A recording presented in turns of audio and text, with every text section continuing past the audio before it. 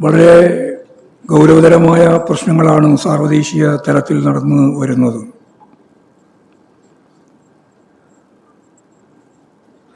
ഇന്ന് രാജ്യം കേട്ട ഏറ്റവും ഗൗരവതരമായൊരു കാര്യം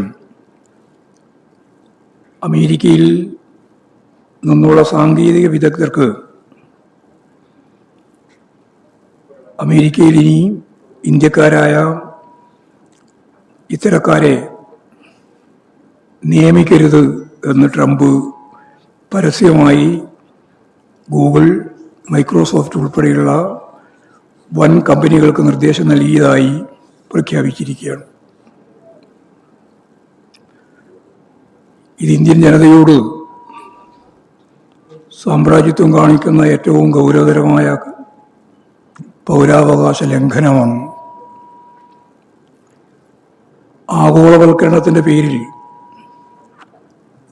ലോകത്തെവിടെയും പോകാനും ജോലി ചെയ്യാനും എല്ലാമുള്ള ജനാധിപത്യ അവകാശം പ്രഖ്യാപിച്ച ലോകത്ത് ഒരു രാജ്യത്തിലെ പൗരന്മാർക്ക് അമേരിക്കയിലെ തന്നെ ഏറ്റവും വലിയ കമ്പനികളിൽ ജോലി നൽകരുത് എന്ന്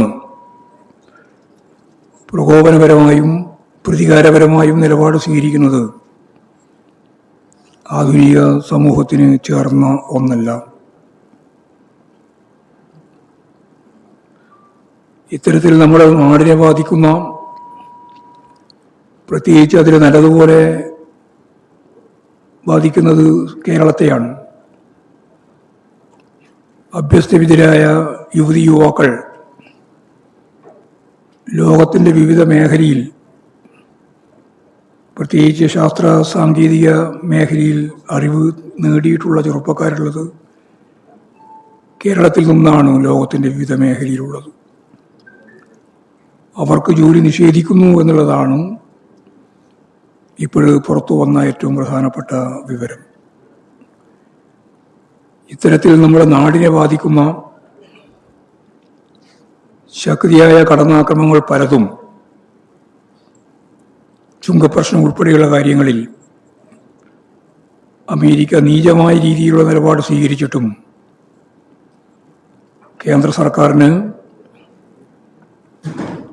അതിനെതിരായി ശബ്ദിക്കാനാവുന്നില്ല എന്നുള്ളത് സാമ്രാജ്യത്വ പാദസേവ ഇന്ത്യൻ ഭരണവർഗം എത്രത്തോളം കൈകാര്യം ചെയ്യുന്നു എന്നുള്ളതിൻ്റെ സാമ്പിളായിട്ടാണ് കാണാനാവുക.